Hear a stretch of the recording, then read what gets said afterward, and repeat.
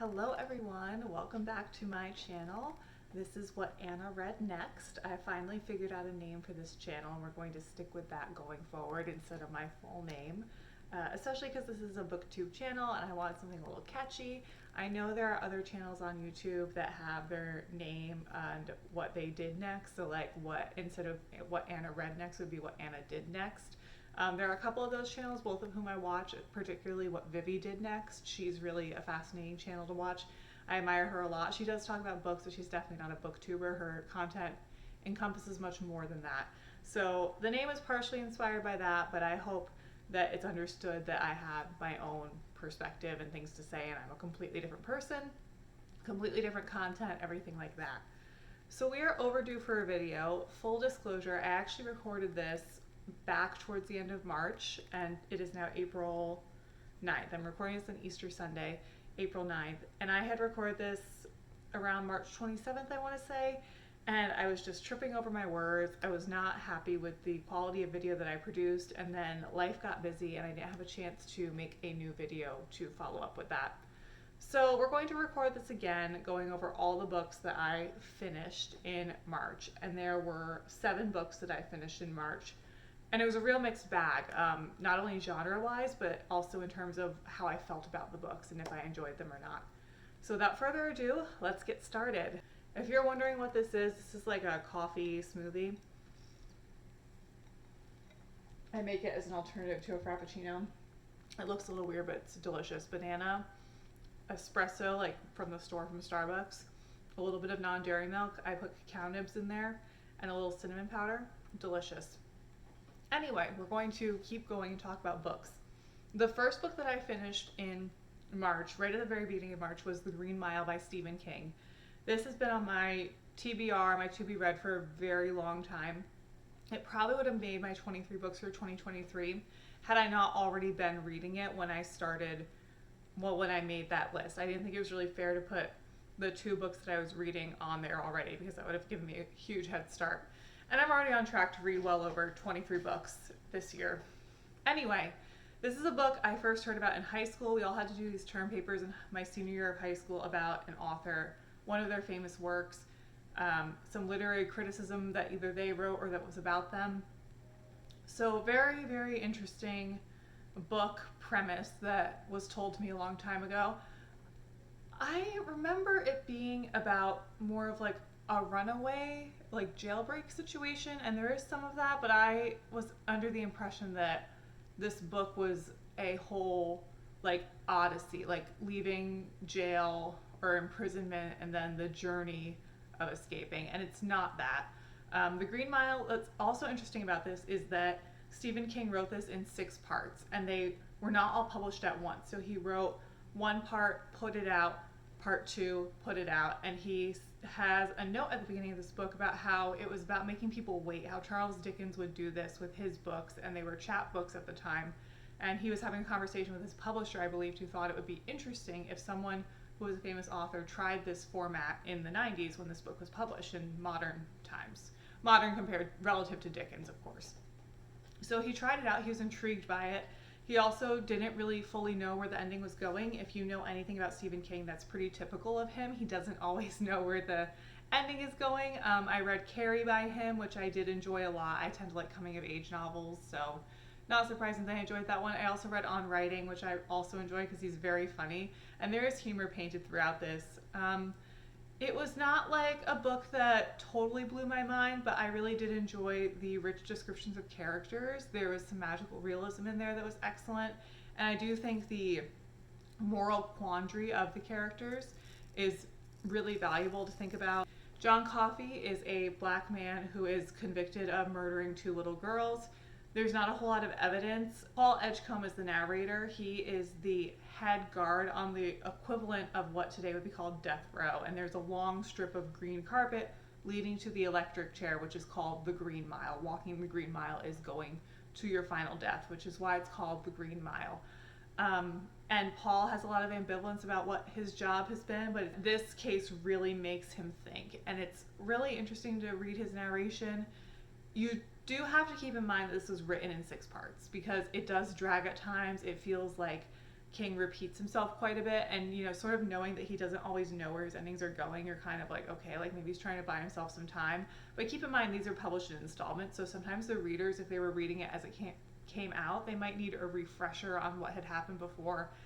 So you just have to bear that in mind. But I do think it's worth a read. It's a pretty good book. I think I gave it 3 stars. So, Green Mile, classic. One more classic just checked off my list. The next book that I read is another classic. And this is a classic that really made me think. It's The Prime of Miss Jean Brodie by Muriel Spark. This was not a book that was on my radar until I started watching more BookTube. And a lot of booktubers said that it was just this delightful little classic book that they just absolutely adored. It's on my 23 books for 2023. And it's very short. It's maybe 130 pages. Like, it's not a big novel. I'm like, okay, I could read that. Basically, Miss Jean Brodie is a teacher at this very prestigious school in Scotland, in Edinburgh. I don't know. In that city in Scotland in the 1930s as well, actually, in the Depression. And so from the synopsis, there's sort of this Brodie set of girls. There are 6 girls, I believe, and it's told third person, but focuses on one girl's narrative more than the other's, Sandy. So sometimes it switches between third person, but it's really all through Sandy. And Sandy has a lot of stream of consciousness where she's very in her own head, very imaginative, and it can be hard to follow at times, even though the writing itself isn't too difficult. Like, the language isn't too difficult to decipher, like some of those older classics are. But the stream of consciousness is tough. There's also a lot of switching between present and future.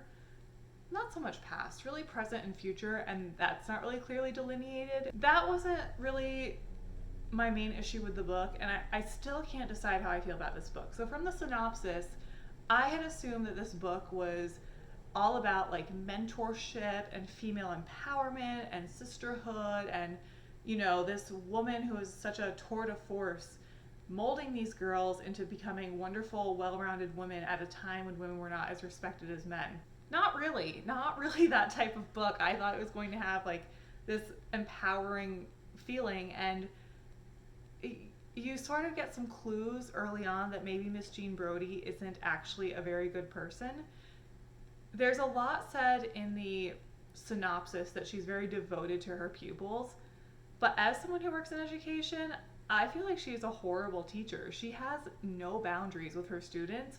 She will just not do arithmetic lessons, and she'll just talk about her lovers, like her previous lovers. And these girls are, well, it's inappropriate at any age. You shouldn't really be talking about that even in college. Like, that's your personal life. But these girls are like 11, 12, middle school age, and she'll tell them about her lovers and her personal life, and it's just really bizarre. And the opening scene is all these girls are standing around talking to boys their age, and Miss Jean Brodie kind of comes in and says, girls, there's a plot afoot to get me expelled from this school, and they want me fired. We have to strategize. What? Like, that's so weird to say to your students, and so self-centered and so self-absorbed. Like, and the more you read it, like, it's pretty clear why there's a plot afoot to get her kicked out of the school. She's wildly inappropriate. Early on, because keep in mind this is the 1930s, she talks about her love for Italy, and not just Italian culture and things like that, things that, many people love about Italy. But this is the time Mussolini was in power. So she was just enthralled with the fascist movement. And when they saw people on the bread lines in Scotland, she would say, this doesn't exist in Italy. They have it all figured out. The fascists would never allow this to happen. Like, fascism is just this wonderful thing. So there are these little clues early on that Miss Jean Brodie is not actually the most wonderful teacher. I go back and forth because it's like, do I dislike Miss Jean Brodie so much, or do I dislike the book so much? I do have to say, I think if it had not been so short, I would have DNF'd. I would not have finished it. I would have abandoned it. If this had been, a 200, 300, 400 page book, I would have just called it quits, because it's not, I don't know. I really struggle with how to rate this, because then I think at the same time, knowing that Sandy is sort of the narrator and she's unreliable and she's prone to going off into her own fantasy world, is it possible that Miss Jean Brodie actually was a phenomenal teacher who was a little bit flawed and overshared a bit because she was lonely? but Sandy only remembers the juicy, like, affair bits and the things that would stick out to anyone more than a math lesson or a geography lesson or something like that. So that sort of made me think too, like maybe she actually was a really devoted teacher, maybe she was wonderful, and we just don't know that because of Sandy and the narration itself being unreliable and omitting certain things. She is so mean to one of the girls that she takes under her wing, and she just scapegoats her the entire time, and it's horrible to watch. And you sort of get the sense that the other girls are like horrified, but feel like they can't speak up because A, she's their teacher and she's an adult, but B, because it's Miss Jean Brodie, and how could Miss Jean Brodie be wrong? And you see them sort of go under her influence in these really nefarious ways. So I can't find the Goodreads review that I originally saw, but you know, it talked about how Miss Jean Brodie, you think this is going to be this empowering read like I thought, but it really is more, she's grooming them for success academically and culturally, that's what you think, and then it goes in the direction of another type of grooming. So if you're sensitive to that, I would skip this book. I might skip it anyway, to be honest, because I don't see what all the fuss is about. I do love an unreliable narrator, but honestly, there are other books that I prefer more for that. Luster, that I read last month, is also a bit of an unreliable narrator, way more interesting, obviously much more recent. And I have another one that I read this month that'll be at the end. I read The Seas by Samantha Hunt, and that has a way more interesting unreliable narrator. But I just think Miss Jean Brodie is so incredibly self-absorbed and manipulative, and I really don't like her as a person, and I think I could deal with the not liking if it weren't her influencing young children to try to be the same way and get them into some pretty put them in difficult places. I haven't given this any stars on Goodreads because I really don't know, because I go back to the fact that maybe she actually was fantastic and they only remember the parts that are a little juicier. I don't know. The next book I read, I actually listened to on audiobook. I borrowed it from my library. I borrowed all these from my library, but this is Convenience Store Woman by Sayaka Murata. This is a book, when I first joined Goodreads, looked really interesting to me, and I had sort of been waiting to find a way to get it at my library.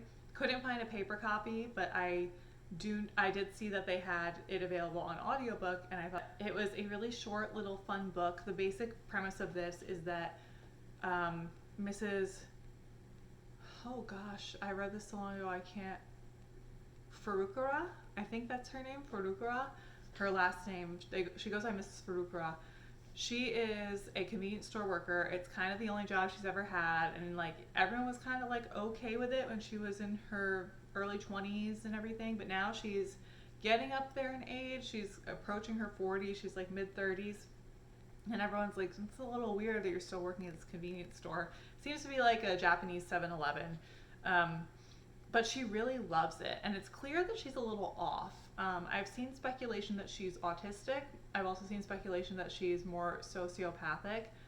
My interpretation, as someone who is not qualified to diagnose anyone, who, you know, I went to grad school and I majored in school counseling, so I have like some background, but I am not someone who can diagnose. I can't prescribe or anything like that. So a little more extra knowledge, but not like, I'm not an expert. But I lean more towards the sociopathic side than the autistic side personally, because she doesn't seem to feel things. She doesn't pick up on social cues. That's number one. But my understanding is that people who are more in that cluster B category, the psychopath, sociopath, they don't really have emotions of their own. Things don't really impact them too much. Whereas people with autism, they still have very deep emotions, even if they don't really pick up on other people's social cues. And that just comes from personal experience. You know, I did work in special ed as a teacher's aide one summer, and I had a lot of students who were autistic. So, and they were older too. They were not little kids. They were high school age, like 18, 17. So I tend to lean more sociopathic, but she's not a violent person who's sociopathic, and that's something that I really appreciated about this. Usually there's this tendency that everyone who has a personality disorder is like American Psychopath, like just American Psycho, and wants to kill everybody. She's not like that. She's kind of just trying to fit in, and she's sort of really observing human behavior. Mrs. Farukra is just really trying to find a way to be normal and fit in with her coworkers and have some sort of camaraderie. And she's harmless. Like, she's not going out hurting anyone. The only thing that makes her question is when she loses some of the acceptance of the people in her life, because she still has this job, and this job really gives her a huge sense of satisfaction and purpose. She understands how it works. She doesn't understand people. She doesn't understand socializing or anything like that, but she understands the convenience store. She understands how it works, what to do. She loves that there's a manual for every single thing in this store, and she's very good at her job. She has a coworker who comes in, and she talks about there's a lot of turnover. She's the one who's been there the longest, right? And so she gets a new coworker who's sort of this incel type, and they enter into this sort of agreement, and it's very interesting. Ultimately, I really like this story. I think it shows how much courage it takes to live life on your own terms. And I gave this 4 stars because I thought it was very original. It was easy to read. It was a quick little audiobook. It was maybe 3 hours, maybe a little more than that. And I just really enjoyed it.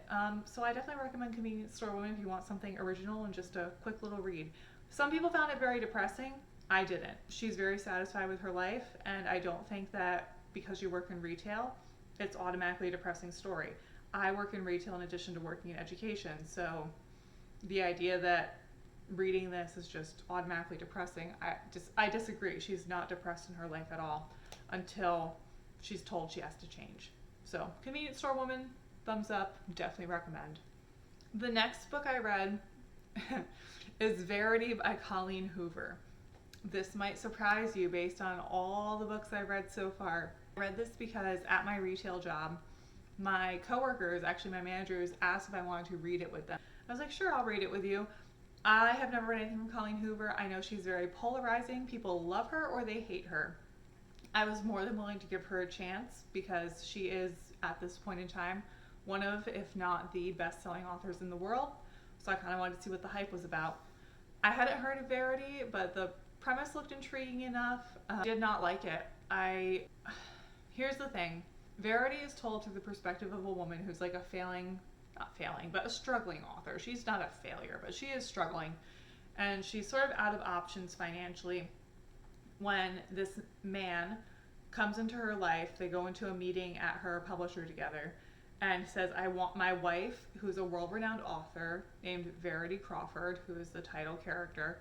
She was in a horrible car accident. She has all this unfinished work. She has millions of devoted fans. I trust you to finish out her work and to finish the story, to make sense of her notes and put it together so that she can maintain her privacy, sort of ghostwrite. Was it ghostwrite or were they going to announce it? I can't remember. I trust you to wrap up all the loose ends so that we have some sort of resolution, because Verity would just be devastated if this all went to waste. Verity is sort of in like a vegetative state. It's not clear if she'll make a full recovery, if she's like this forever. No one really knows. And it's not totally clear what the accident was, some sort of car accident. Verity's husband, what was his name? Jeremy? Yeah. Jeremy says to Lowen, who is the narrator, the struggling writer, you should come to our house in Vermont and live with, you're going to have to go through all her stuff. She has, this whole desk and whole office full of notes. I can't make sense of them. You're the writer, you're the professional, and you might as well just stay with us up there, because she lived in New York City at the time. She's about to be evicted. So she agrees. She takes it because it's paying a lot of money. And she starts going through Verity's office, and she finds a manuscript that is titled Autobiography, and it's written by Verity. And it paints a picture of Verity as this very dark villain person. Just horrible and greedy and manipulative and selfish and utterly obsessed with Jeremy from the moment they met. So very just like this conniving, horrible woman. Lowen is starting to fall for Jeremy, and her conflict is, do I show him the manuscript or do I not? And there's also a little bit of clues that maybe Verity isn't quite as vegetative as she appears to be. And they're all in this house together. Now, I will say the parts, it's broken up into Lowen's narrative and then Verity's manuscript. I found myself trying to race through Lowen's perspective to get to Verity's manuscript because those parts were really interesting to read. I really, really enjoyed reading Verity's manuscript. Lowen was the most boring narrator in history. I don't understand why Jeremy was supposed to be so attractive. Don't get it. I don't really get it. I feel like this book could have been like 200 pages shorter and it would have been much better. It was just a long slog of a book, and I wrote that on Goodreads. I don't think Colleen Hoover is for me. The ending was very good. It did surprise me. It did make me think, so I gave it 3 stars instead of 2. But it's skippable. I probably would have DNF'd, and I almost did DNF had it not been for the fact that all my coworkers were reading it. So I gave it a shot. She's not for me. So now we're getting into some really good books that I finished out March with. The next 3 were all so interesting. So I can't wait to talk about them now that we've gotten through some okay ones. The next book that I finished in March was A Good Man is Hard to Find and Other Stories by Flannery O'Connor. I started this way at the beginning of the month and I read the physical copy of it. And I had it from the library, and I sort of, while I was reading my other novels, like I read it alongside The Primus Jean Brodie, I read it alongside Verity. I'd sort of, read a story, take a break, read a story, take a break. I was drawn to this because I had to read the title story, A Good Man is Hard to Find, in college, and I absolutely loved it. I do see why, of all her stories, it's the most famous because it is the most action-packed, whereas some of the other ones are a little more metaphorical. Like there's one where a woman is just like climbing the stairs to her apartment and like she realizes a lot, it's very spiritual, but she's just having trouble getting up the stairs to her apartment. And she sees some neighbors who are a little weird. Like I get it. I get why A Good Man is Hard to Find is a popular one, because if you've read that story, it's one of those stories where it takes a very dark turn very quickly. Flannery O'Connor is not the forefather, the foremother, the creator, the originator of the Southern Gothic style of writing. She lived mostly in Savannah, Georgia, if I'm not mistaken, which, if you don't know about Savannah, that is a beautiful, haunted looking city. I loved going to Savannah as a kid. I'm actually currently reading Midnight in the Garden of Good and Evil, which is all about Savannah. I adore Savannah. I think it's such a gem in our country, and it's so underappreciated for the gem that it is. She has this Southern Gothic, and she's very Catholic. She was a devout Catholic in her lifetime. I'm someone who was raised Catholic. I went to 7 years of Catholic school, and I got confirmed. I did all this stuff, and her symbolism goes over my head. And I pretty much know my stuff. I don't really practice, but I know a lot more than probably the average person just because of my education. I can't keep up with her stuff. It's one of those books where I had to read the story and then go to the Cliff Notes or the Spark Notes to make sure I got it all. And I would sort of get maybe 60% and know I missed something and sort of have some guesses and then no, I missed something. And it varied story to story a little bit. The hard thing about this is she's writing in a time where there was a lot of casual use of the N-word, and that was just the common way to refer to people. And O'Connor herself is not advocating for racism. She's actually quite the opposite. Her characters are typically just detestable people, so there's a lot of that you have to read through. But she speaks all about the grace of God and mercy, and also the evilness of man, but how you can always change. So all her stories are about showing the grace of God in some way or another. But it's an ugly road a lot of times. They're dark. They're Gothic stories. The 3 stories that I really loved, obviously A Good Man is Hard to Find is number 1. Number 2 was The Temple of the Holy Ghost. Really enjoyed that one. That's the only one that's first person, so that was really interesting. And the other one that I also really enjoyed was the one at the end. So I got almost all the way through this book, and then there's a story called The Displaced Person at the end. It was 60 pages. I'm like, you're so close. And I ended up loving it. Up until now, she's taken on some racism. She's taken on lack of faith, the idea of the spiritual prevailing over the intellectual. This one she takes on nationalism and xenophobia, and I didn't see it coming, and she does it so beautifully. She takes on class a lot too, and how interconnected and interdependent we all are, and how precarious all of our situations are. I think, well, we have it so much better than these other people. We'll never be in this position to be displaced, which is at the time the equivalent of a refugee. That's what we would say nowadays. And then you just might find yourself in their same situation. Profound, incredible story.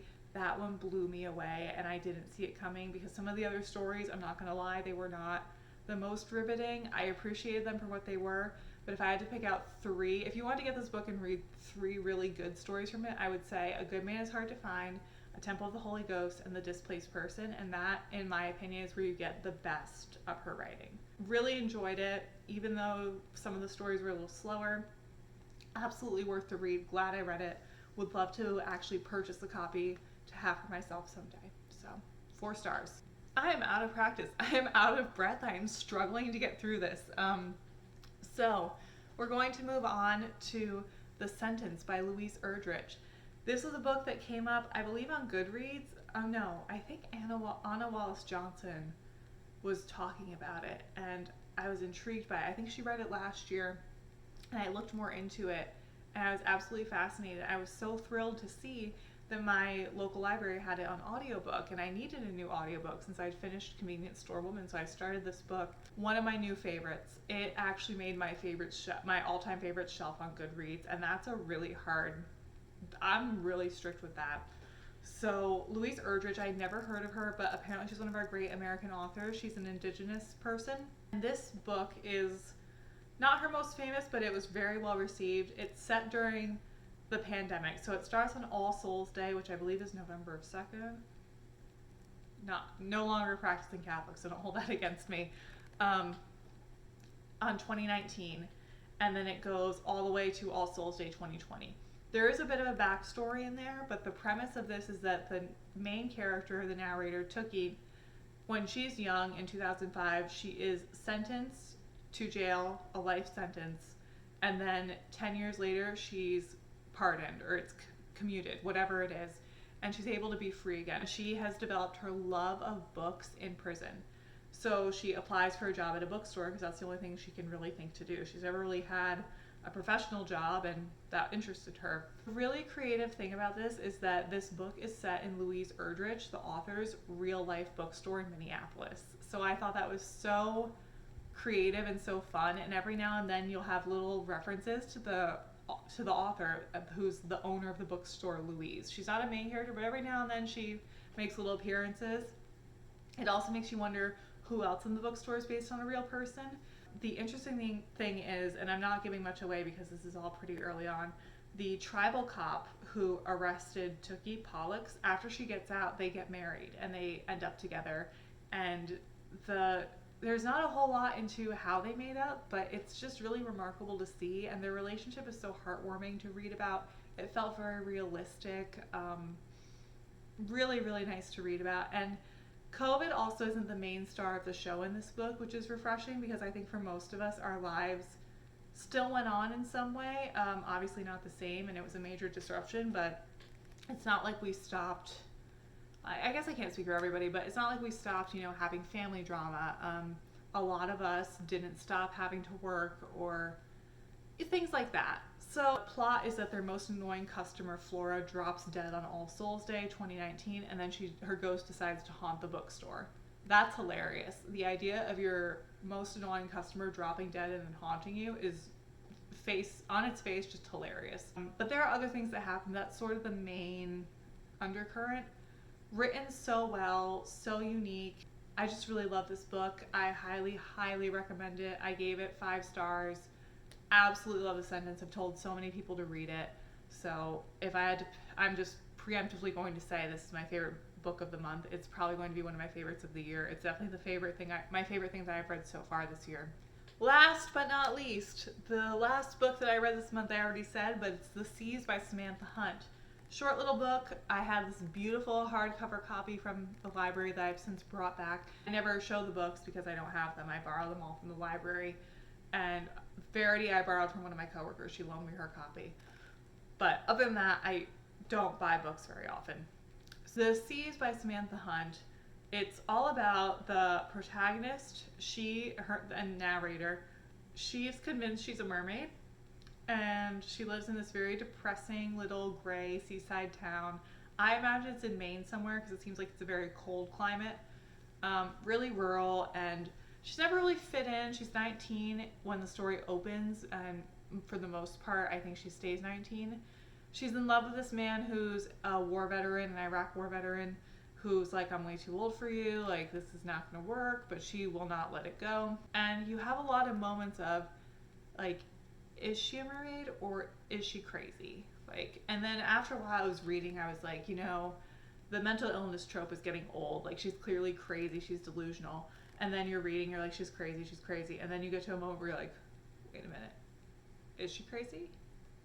Maybe she's not crazy. Like, there are other things the characters say or do that imply that maybe she's not crazy, and maybe she really is a mermaid. And it just keeps you guessing. I wrote on Goodreads that this should be a case study in unreliable narrators. So, I mean, probably the most original book that I've read this month, and several of them I think are quite original, but just really unique, really keeps you on your toes, even though sometimes the plot's a little slow.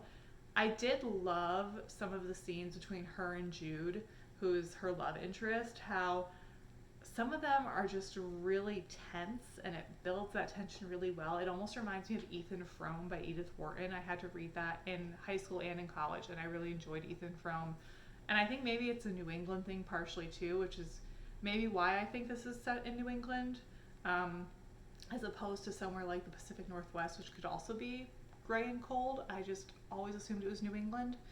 It's just this really, like, tense build-up where they're not really together physically for the majority of the book. So you have a few scenes where they're just, like, almost frozen towards each other, and it just builds that tension in a really great way. And I really appreciate that. You can really see it unfolding in your head. I enjoyed this book. I gave it 4 stars. I recommend this book because it really keeps you on your toes. It's very unique. So yeah, that's everything I read in March that is super behind, and I hope that it's not too late. You know, better late than never, right? That's kind of the motto. I will be back in May with what I read in April. I've already got 1 book down, and I'm still working on Midnight in the Garden of Good and Evil. So I will see you then. Thank you so much for watching, and I hope you have a great day and you enjoy whatever you're reading right now. Bye.